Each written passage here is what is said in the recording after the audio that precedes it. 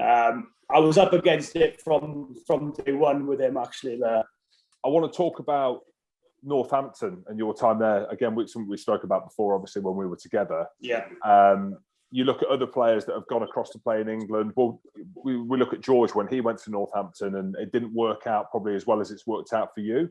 And it's fantastic to see George playing as well as he has been. How much have you enjoyed being at Northampton, playing in the Premiership? And I suppose the question after that is around, is it better than the Pro 14 or just different? I mean, these conversations have been now, aren't they? I think firstly, to answer the first bit, how much have I enjoyed it? I think it's by far and away the best rugby decision I've made in my career by an absolute country mile. And I'm not saying that Northampton, we've done things perfectly, and we've far from sort of steamroll teams and things like that. We had a really good season my first year. We were flying up until COVID hit in my second year, and then we sort of fell off the edge of a cliff and couldn't wrestle that momentum back. And then we're right in the mix for that top four this year as well. So I just feel like, I think, and obviously you played with Sam Vesti, didn't you, quite a bit, Jim? So you sort of know how much of a rugby geek and a nose he is. And honestly, he's literally the most nauseous bloke you can find on a rugby field, isn't he? Yeah. But for me as a player, and that's exactly what I want from a coach. I want someone who is going to study every bit of footage of training, everything of me, everything to make me better, individuals better, which ultimately is going to make the team better as well. So I think him and Chris Boyd deserve huge amounts of credit for how they developed and made rugby players better in that squad. And I think that's the biggest thing. I feel like I'm a better rugby player than when I started there. So I think for me, I've absolutely loved challenging myself in a different environment, because I didn't want to be a player who, and I'm not saying there's anything wrong with this, people have got to do what's right for them and their circumstances and everything, but I didn't want to be a player who stayed at one club for my whole career and didn't experience how good other coaches could be or how good other setups could be. And like I said, it's not perfect in Northampton, but what it is it's a very, very well-run club with great people there. And I think with Chris Boyd coming in particular, he's been nothing short of brilliant for the club. And I've loved my time there so far. And I hope that I've got a couple more good years to give there as well. In terms of the difference between, say, the Pro 14 and the Premiership is, I wouldn't, and whenever people say, is it better quality? Is it better? Are there better players and things? And you've only got to look at like the quality of especially at your Leinsters and your Munsters and things. And I don't think the quality is perhaps better, but what you get every single week is an occasion or a must-win game, or a game that can go either way. I mean, you look at the results that's been this year, and you just literally everyone can beat everyone in this league. It's obviously without COVID, it's like it's the only show. It's like it's the only sort of, it's the circus in town, really, isn't it? It's, especially for Northampton, it's in the middle of town.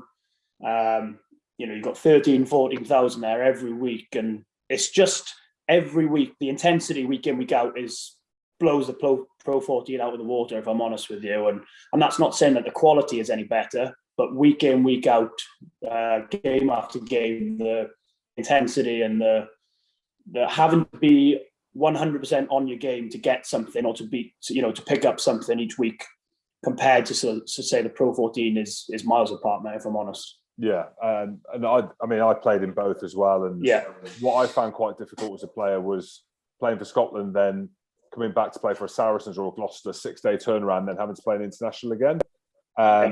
You've managed that really well. Obviously, Northampton have managed you really well around that as well. And I wanted to chat about George North, not because a negative onto a negative, more like a negative onto a positive. Again, because I'm someone that said, I'm not too sure whether George North is the same player. And that was based probably watching it at Northampton. But look at him now. I can't believe how well he's playing at 13. What's it like having someone like George out? I'll tell you what's really good as well is the loyalty that the coaches have shown in him, and rightly so, what he's done for Wales and what he can do. He's a freak of nature in the kindest way. But what's it like having a player like George North in your team? How good is it seeing him playing so well? Yeah, I don't think you're probably not. I think George himself, Jim, knows that in the year or so leading up to this, he for where he has been and what he can deliver, he probably knows that he was probably a little bit short of where he needed to be.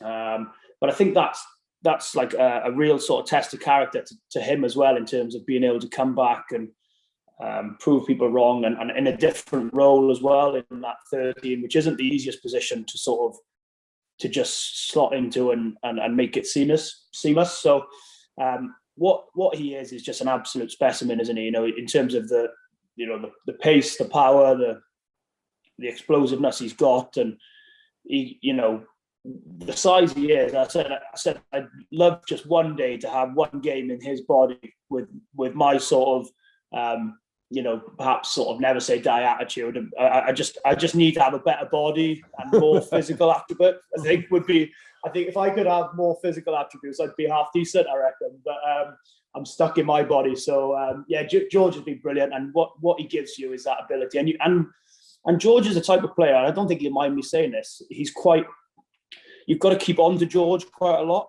because he knows that he needs almost telling that he's world class and is unbelievable, and the pace, the power he's got and things. You almost need to just keep on to him and say, you need, look, we need this from you now, or I need more talk from you in this session, or just keep little bits of reminding him and not riding him particularly hard, but just keeping on top of him so he doesn't fall into a comfort zone and just accept that he's just going to coast through some periods of the game. But fair play to him. He's come back absolutely different level, and I think he looks hungry again, doesn't he? And he looks like he's putting himself about and getting touches of the ball, and that's only good for Wales and I would have thought the Lions in the summer. Yeah, absolutely. He had a couple of bad injuries as well, didn't he? He had a couple of bad head knocks and stuff that he had to deal with as well. But it's interesting you talk about the management of players, because everyone is different. It's gone to the old days where it's like, oh, just toughen up, just do this, just do that. I mean, this, just through the influences in life. And this brings me on to probably a negative topic, because from what I've researched, you went to school with Liam Williams, is that right? Yeah. And I suppose that piggybacks what he had to deal with at the back end of the championship. I know you're not on social media. I haven't been on there pretty much since my career started, really, and I'm so glad of it, because it's easy, isn't it, when you're winning games and playing well? It's probably the best thing in the world. You get everybody telling you how great you are and offering you all sorts and everything. But then I see the flip side. I see quite a funny thing is that when you're on the bus after a loss or a poor performance or whatever, the first thing the lads are doing is checking their social medias and seeing what people are saying about them and things like that. And I just at any level, Biggs. It's not just that. It's any level, 100%. Isn't it? 100%. Your clubs for your region, whatever, at any level. And I just feel like I'm just in that moment there.